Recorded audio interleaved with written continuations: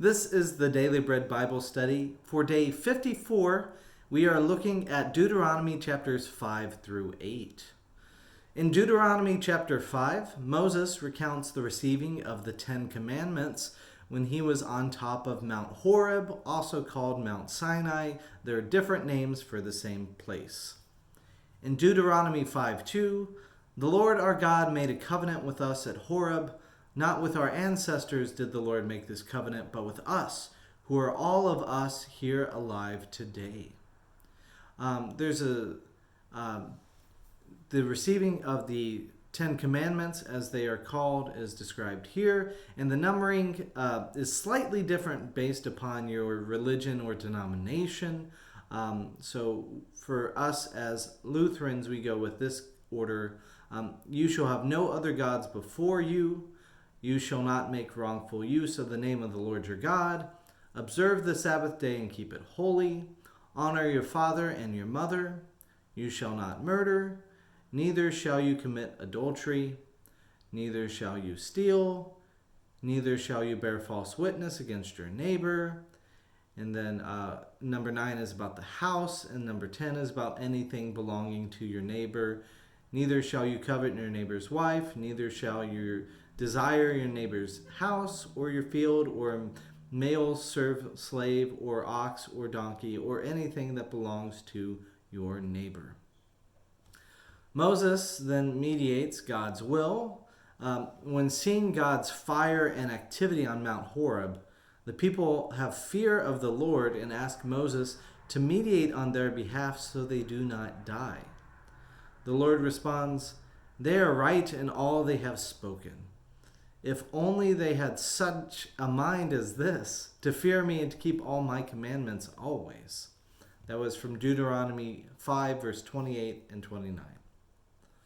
He says, you must follow exactly the path as it's laid out there in verse 33. Moving on to Deuteronomy 6, the main emphasis of Deuteronomy again is that blessings will follow from obedience and challenges. Consequences will follow from disobedience. So in Deuteronomy 6, we have some of the most important encapsulation of Deuteronomy. In Deuteronomy 6:5, you shall love the Lord your God with all your heart, with all your soul, and with all your might. Keep these words that I am commanding you today in your heart. And then in verse 18, so that you may go in and occupy the good land that the Lord swore to your ancestors to give you. So all of this will be picked up on by Jesus, and because Jesus quotes this as the greatest commandment in summarizing the law, in addition to adding Leviticus 19, which says, love your neighbor as yourself.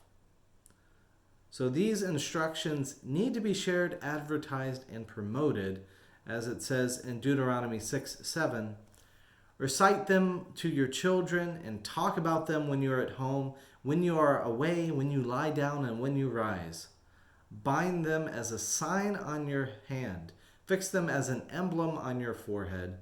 Write them on the doorpost of your house and on your gates. They're connected also with the 613 mitzvah, the fringes, to be on the garments, and an image being as prevalent as advertising signs in our day and time, which it's even increasing, but about 5,000 ads per day that are encountered. So just everywhere. The idea is Moses wants this to be everywhere. In Deuteronomy 6:20, it says, when your children ask you, you essentially tell them the Exodus story. So about how God showed up with a mighty hand and a strong arm and led them out of Egypt. And so all that story gets encapsulated again. In Deuteronomy chapter 7, what does loving God look like? Loving God looks like keeping a strong relationship with God, aka avoiding pitfalls. That would include making no covenant with foreigners and to not intermarry with the people of the land. Why did God seek to make you a great nation? Well, this is answered in verse 7 chapter 7, verse 8, it was because the Lord loved you, and God made a promise to your beloved ancestors. So another way to look at God in verse 9, the faithful God who maintains covenant loyalty with those who love him. And so there's punishment for those who are not loving God. In Deuteronomy chapter 7, verse 10, it says that they repays in their own person those who reject him. And the rejection is essentially not following God's ways or God's statutes. God's blessings will look like this to kind of close out the chapter 7. In verse 13, he will love you, bless you, and multiply you. Also saying, bless the fruit of your womb and bless the fruit of your ground, and increase of your cattle and the issue of your flock. Verse 14, neither sterility nor barrenness among you or your livestock. Verse 15, turn away from every illness. In Deuteronomy 7 continues, God will dispossess people more numerous than yourself. In verse 24, no one will be able to stand against you. So in Deuteronomy chapter 8, then we get more to a warning not to forget God in times of prosperity. In Deuteronomy 8, verse 3, it's recounting the wilderness, the lifestyle of humility that they had. So letting you hunger and then feeding you manna in order to make you understand that one does not live by bread alone, but by every word that comes from the mouth of the Lord. So God will provide and feed you both spiritually and physically. Reminding them that they had no clothes or shoes.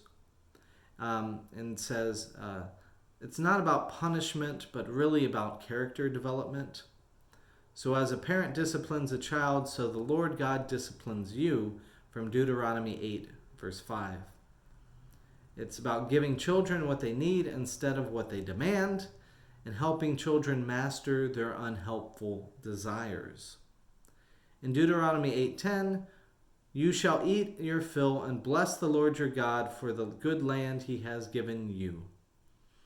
And then Deuteronomy 8:12, verse 14, when you have eaten your fill and have built your fine houses and lived in them, and when your herds and flocks have multiplied, and your silver and gold is multiplied, and all that you have is multiplied, then do not exalt yourself, forgetting the Lord your God. All of these blessings come from the Lord. Everything that we have comes from God. And so the idea is to give thanks to God for all of our blessings. To close out the day, we hear in Deuteronomy 8, verse 17, do not say to yourself, my power and my might of my own hand have gotten me this wealth. But remember the Lord your God, for it is he who gives you power to get wealth. May God continue to bless you. May you be able to see all the different blessings and the benefits of following in God's ways. And may that be alive within you this each and every day.